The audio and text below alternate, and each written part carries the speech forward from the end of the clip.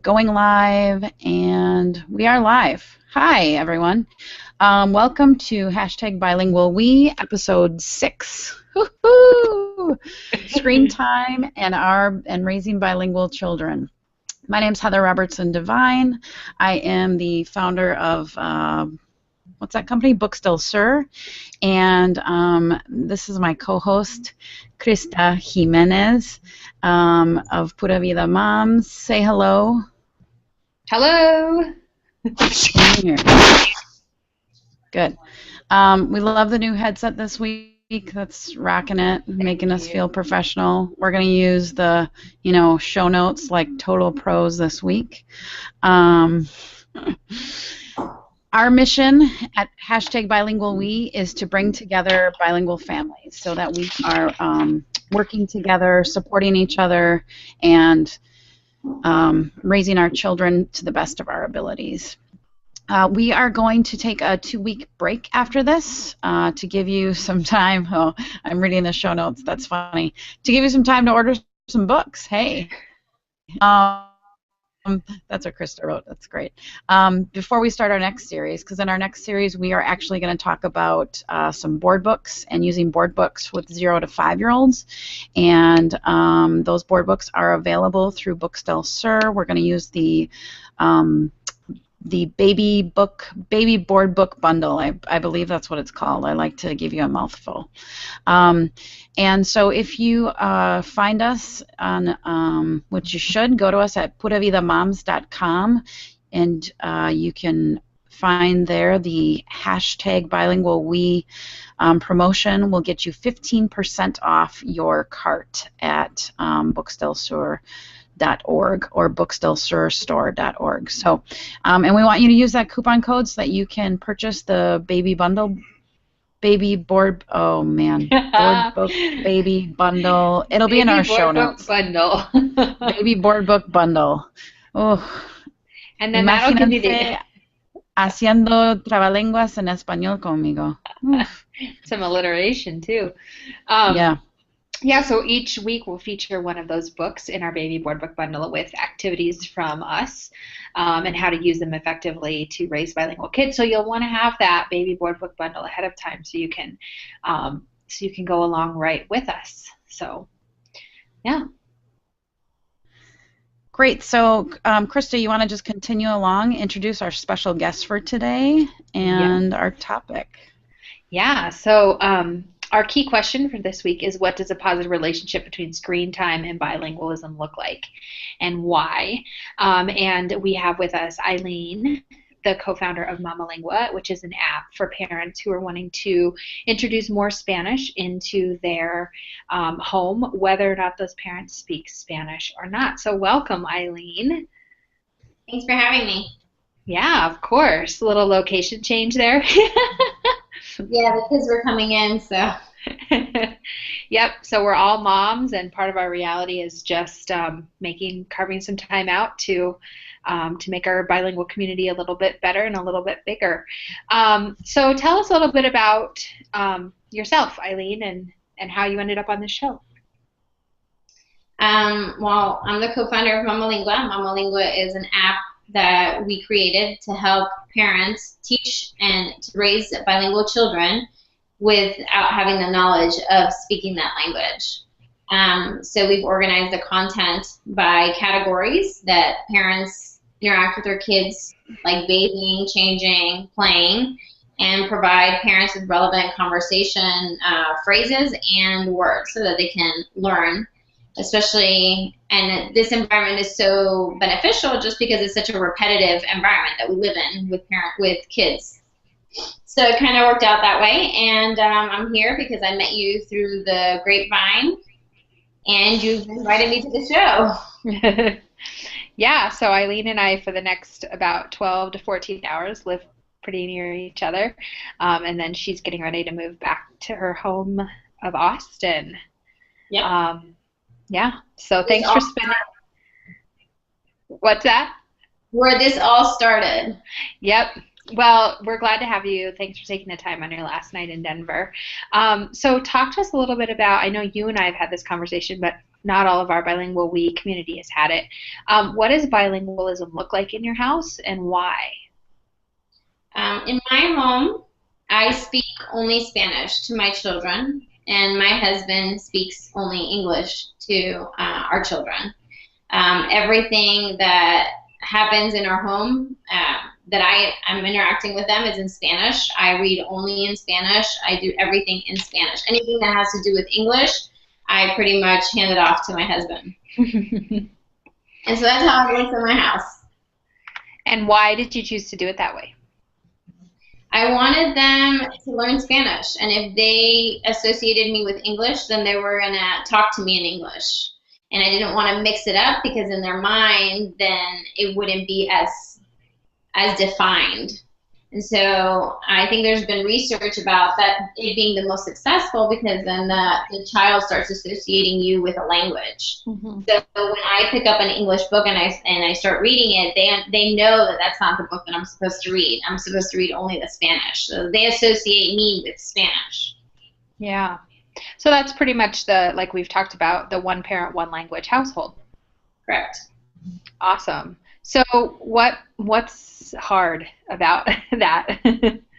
So what's hard is that my kids are now at the age that they understand that I also understand English, and so now they have become lazy in speaking Spanish because they know I speak English. Because in family, when my husband is around, obviously the conversation, if I'm talking to my kids, it's in Spanish, but if I'm talking to my husband, it's in English, and they hear that. And so little by little, they've been transitioning into speaking more English. And so now my challenge is having to repeat it in Spanish and have them repeat it. So, because it's not that they don't want to speak Spanish, it's the loss of retention. Like, their brain is going to go to the fastest language that they can access. And right now it's English. So unfortunately, that's where I'm at right now. But their comprehension is 100%. And, since they ended school, they're speaking a lot more Spanish because I've been on them about, like, repeating the things in Spanish and having them repeat it back to me in Spanish. Yeah, that comprehension versus production. Super tough. We're dealing with that over here too, and it was because of school. When we went to school in English, then we wanted to be like our classmates and speak English. So we're talking a little bit about screen time, because inevitably when you talk about any sort of bilingual models, there's always a language of power and a minority language, right? So you're talking about how in the United States, the language of power is English, and the minority language that you're trying to pass on is Spanish. And it's not always easy to keep that minority, to be the only keeper in the household of the minority language, which I know that, Heather, you face sometimes as well, because you're the person in your household who speaks Spanish to your son. In my house, we are both the holders of the minority language, but the second we walk out the door, that power shift happens, and the kids know. So I don't think you can really talk about bilingual household models without talking a little bit about screen time and resources and things like that. So what does screen time look like at your house? What language are the kids watching their screens in? Are they allowed to watch their screens? Why not? Talk to us a little bit about that. So obviously, I'm looking for all kinds of resources that reinforces Spanish. So I look to books and TV and the computer and music to help with the reinforcement, aside from also community, finding friends that speak Spanish, other households that speak Spanish, so that they see that it's not an isolated, they're part of a bigger community, and that it's just not them. So in terms of screen time, in the morning, I do allow TV. Each one gets to pick a show, and it has to be in Spanish. So we already know on Netflix that there's a way that you can change it to Spanish. So they get to choose from those shows that are in Spanish. And so we have our favorites. We have Octonaut, that's in Spanish. Zumu Bafu, which is also in Spanish. Cat in the Hat, Curious George. I can't remember what other else. So they get to choose from those, and I like the first two because it teaches them about animals and facts. So a lot of the games that we play also in the car are like the animal guessing games. And so it has taught me to actually expand my vocabulary because I learned my animals here in the United States. So I know fur and claws and mammals and herbivores all in English, but not necessarily in Spanish. So these shows have helped us learn together. And so we talk about it after we watch TV. And then, so that's predominantly where I use screen time. I don't do audiobooks yet just because I still have a pretty good selection of books, and my son is really into superheroes.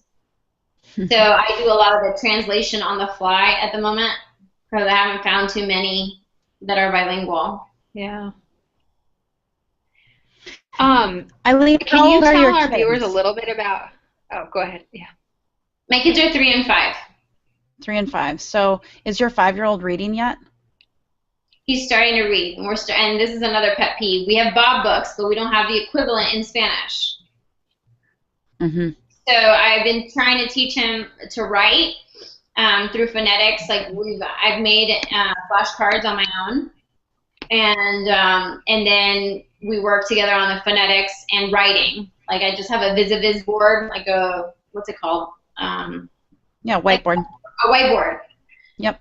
And so we work on those together on the writing. So not to get super nerdy, but I've been doing a lot of research lately to try and figure out where the kindergarten level books are in Latin America. And it seems to be, and I'm not definitive on this because I don't know all of Latin America, clearly, and nor do I pretend to, but it seems to be that most, because literacy isn't taught until children are 6 years old, most of the books are then not the 1 or 2 sentence simple decodable books. They're 3 to 5 sentences per page, and that's because literacy is taught when they're 6 years old, entering, which is generally first grade. And so, you know, that's where you know, the music and the poetry is so key for kids to be able to listen to that. And then, and it's really great that you're doing the writing activities because that's going to really support them as well. There's one workbook, I mean, this is not about screen time, but like what I'm using, called Poquito, which is a workbook, and it's pretty simple sentences. And so it's actually a very good book. I've enjoyed it. It starts with the basic. Mi mamá me ama, mi mamá me mami, me ima, whatever it's called. And so it goes with the sounds like M-A, P-A, S-A-A. And it does like brief sentences. So I've been doing that. In terms of music, I mean, we have an Alexa tower. So since I don't know a lot of the Spanish artists, I might say one, like put Pandora Station Shakira, and then like we have a different song coming up. And so at least they're hearing it. And they love Shakira's Africa song from the World Cup. Mm-hmm. So, and that teaches them culture. I mean, now they can hear the songs and they know, oh, that's mommy's song. Like anytime anyone hears salsa comes, they're like, oh, that's mommy's song. That's great. So going back a little bit to the books, because Heather, I'm finding a little bit about what you're finding is that literacy is taught a little bit later, and I'm feeling like as teachers that we might get a little too nerdy, but that Latin America is spending in that extra year just enriching the oral and the pre-reading skills rather than diving them right in kindergarten, which I know has started to be a little bit controversial here in the States with the emergence of Common Core and the testing starting earlier. So I found what you found, right, is that we are that first graders in Latin America are starting their literacy, and I'm finding the silabarios, that every country has their own silabario, which I think is kind of what Eileen's talking about with the Poquito workbook.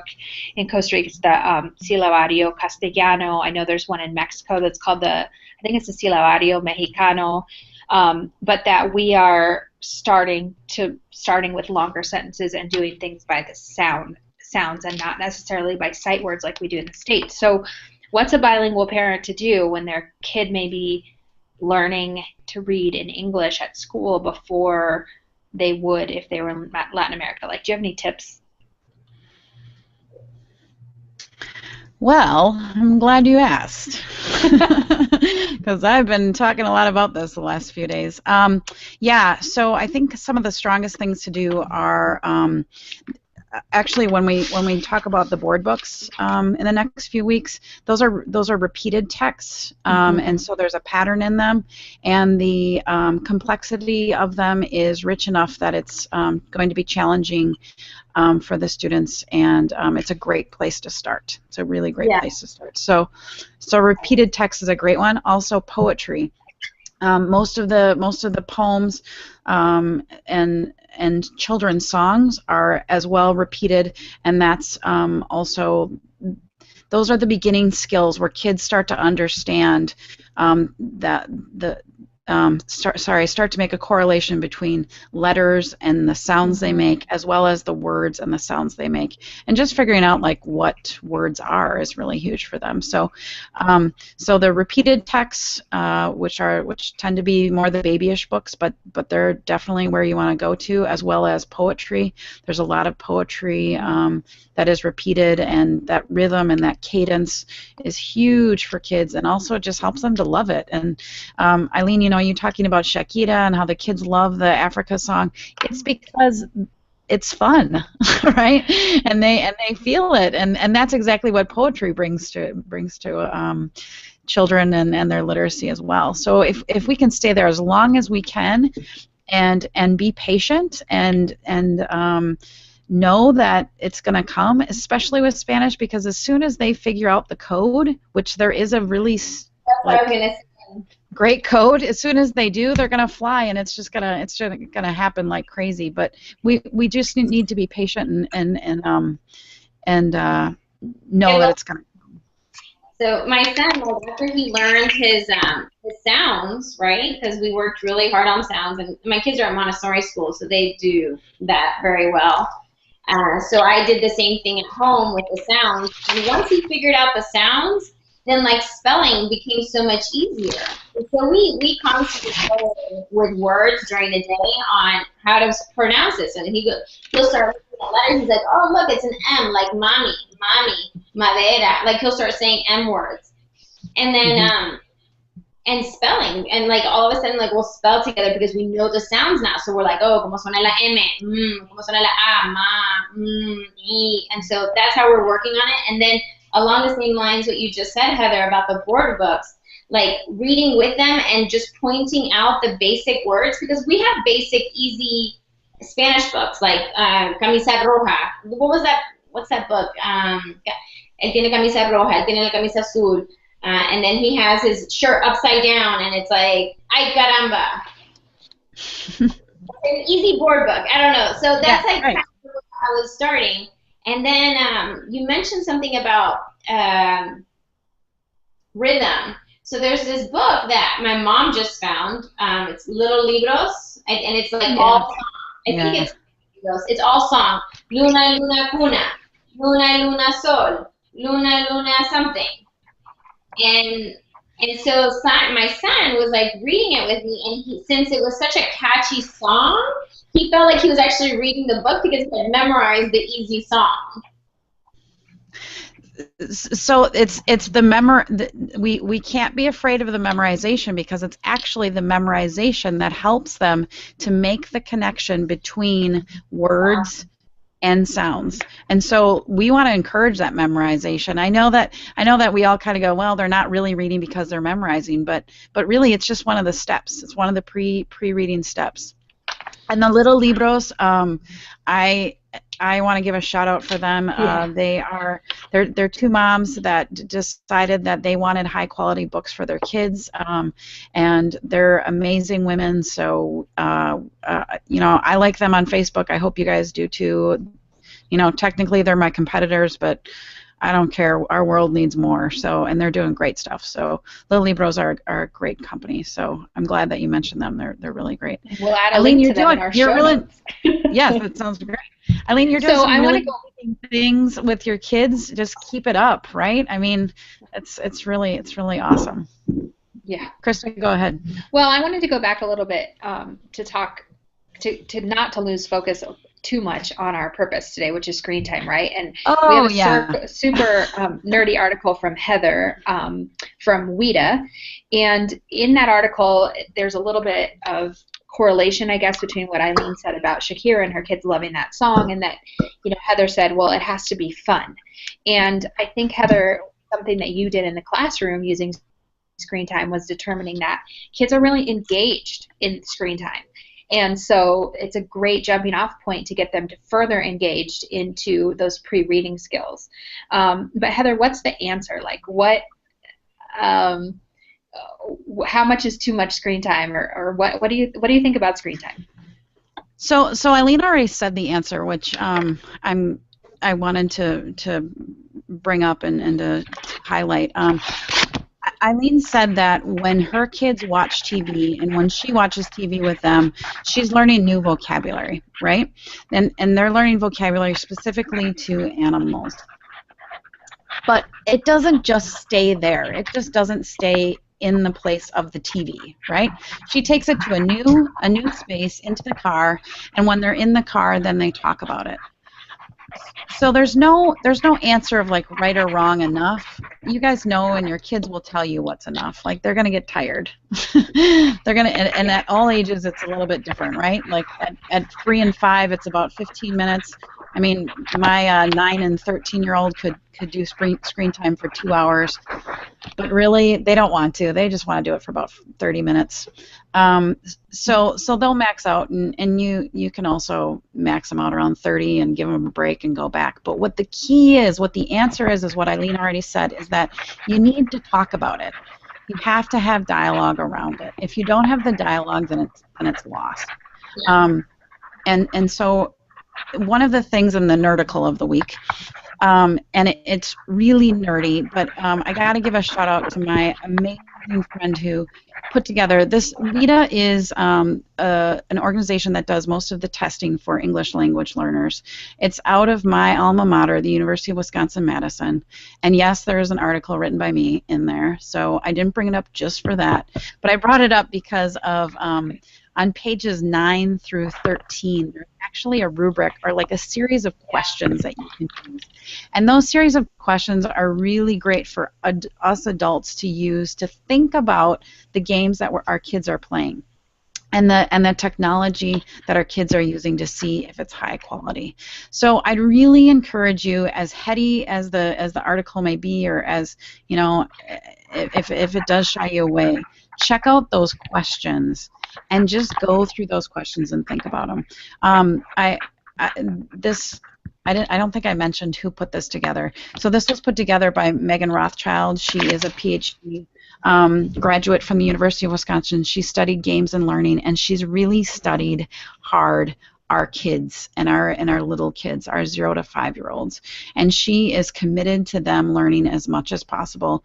And so all the information here is very thoughtful, and we hope to have her on the show at some point. She's got some exciting stuff happening in her life, and I can't talk about it yet, but hopefully we can at some point on here, and we can have her on, and she can share more of her stuff with us. So did I answer your question, or did I go too long? No. I warned you about. I warned you. We're right on time. The question that I have, and maybe it's a bit of devil's advocate, and some of it's just maybe a little bit of realism, right? Like, sometimes I'm with my kids all day, every day, and sometimes we kind of need a break from each other. And we do audiobooks, and sometimes we do some independent play, but a really great way for Eliana to let down and kind of relax is through her screen time.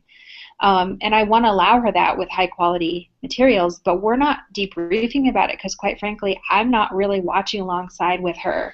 I know what songs she's seeing, and I know, I will ask her questions about, what happened to Peppa Pig today? What did you think about that? How did he feel? But I don't actually, it's kind of like her time and my time. Sometimes she'll have screen time up and I'll just read a novel because I need that every day. So is that bad? No. I think kids learn from every medium, and I mean, we are in a technology world, so I think that it's just a new. I mean, we learn from technology as well, and so do they. As long as you're not abusing it. I mean, I'm going to mention another company, Mundo da Nugo, right? My kids, whenever they're in the car and my daughter falls asleep, my son knows that he gets screen time. I allow him to play with things that are in Spanish again. So, we'll watch together Mundo La Nugo, or even the other one that I love is Endless ABC, and now they have a Spanish edition. And these are two, okay, yeah, it's screen time, but they're both educational. Yep.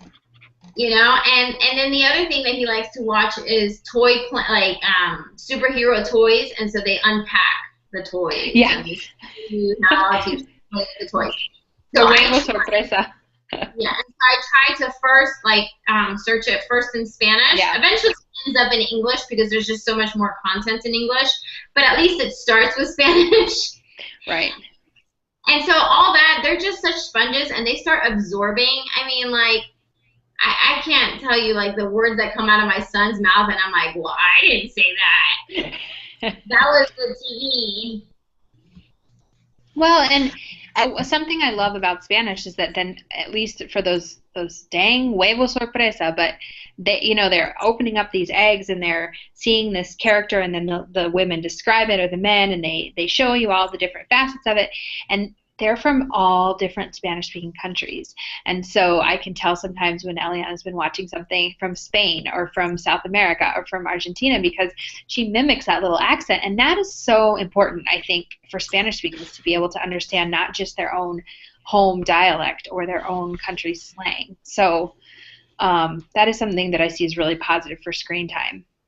And the other thing I think that the article said was about technology. Now we get to use FaceTime and Skype to talk to people around the world, and that gives them a more global perspective. We use Skype to talk to our cousins in Mexico and our cousins in Venezuela, and that gives them, conversation. That's valuable as well. Right. I did want to point out page 5 of the article in the interview with Constance Steinkuhler, who is she's definitely the leading woman around technology in education and research around it. She was she was a consultant in the White House for a while, something fancier than I'm giving her. But the question that Megan asked her was, how do games allow students to engage in higher order thinking and use academic language to problem solve?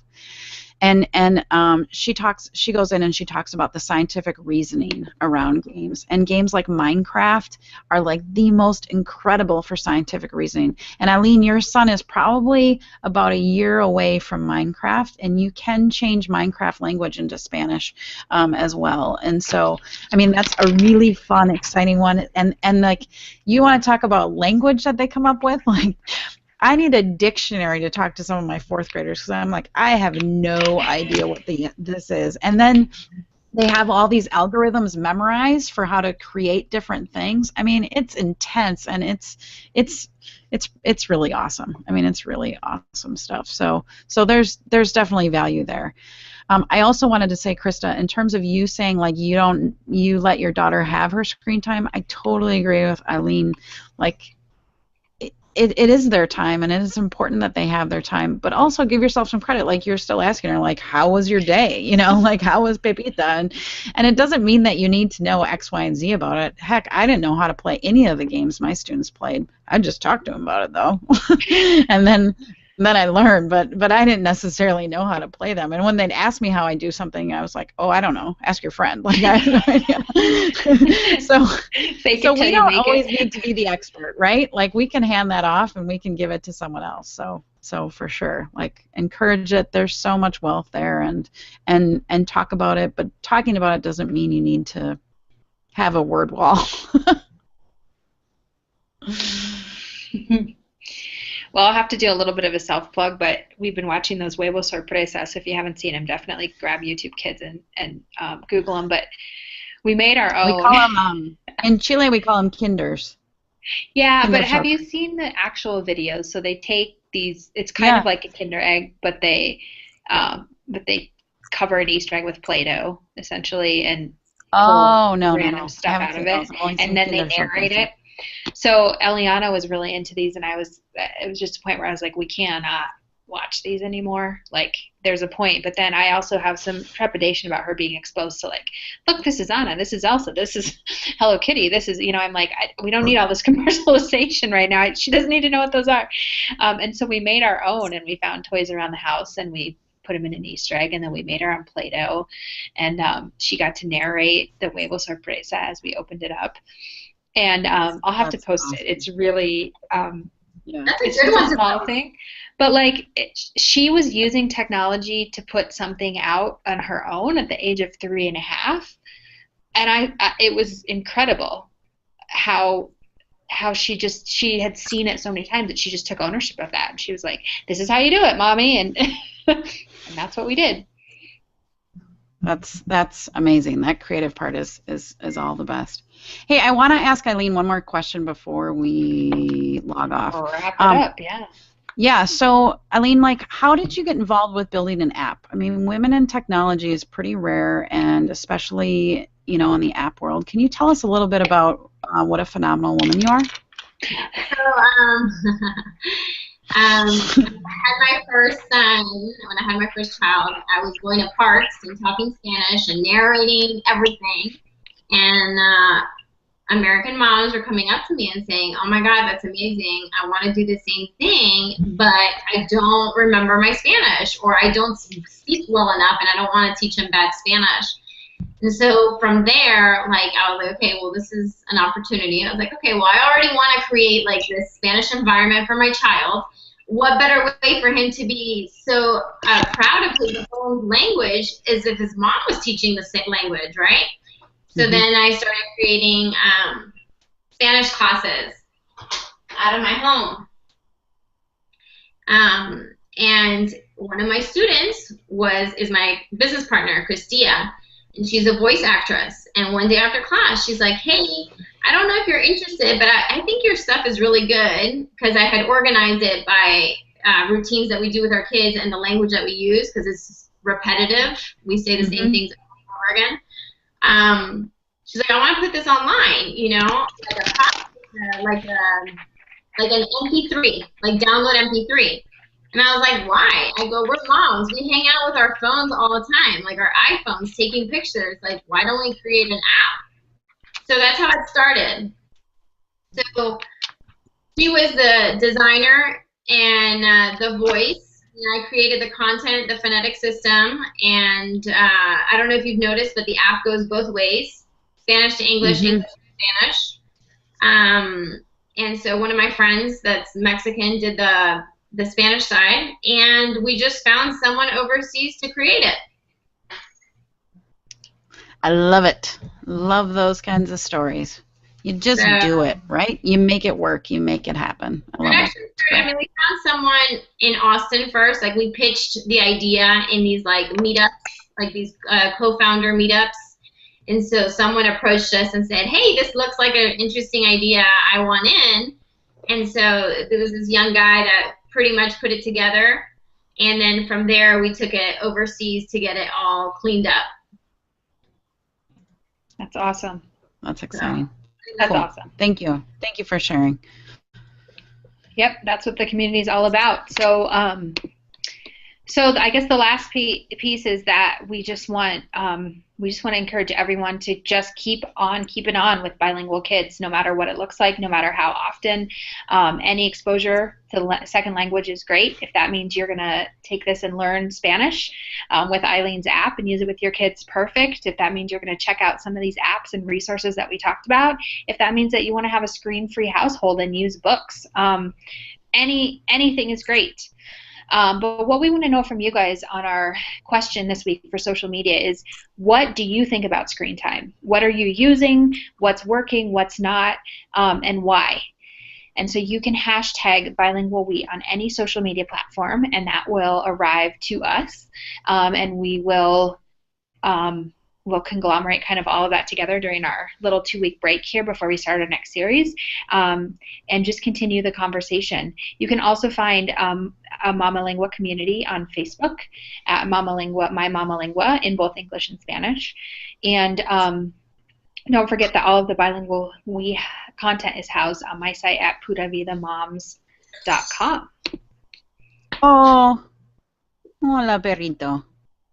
Is that your first baby? This is my first baby. She is 6 or 7. Yep, I got one too. They're the best. All right, so it has been an amazing show. Let's all keep following that hashtag BilingualWeWe. Eileen, have a great move if that's possible. I don't know. It seems awkward. I hope.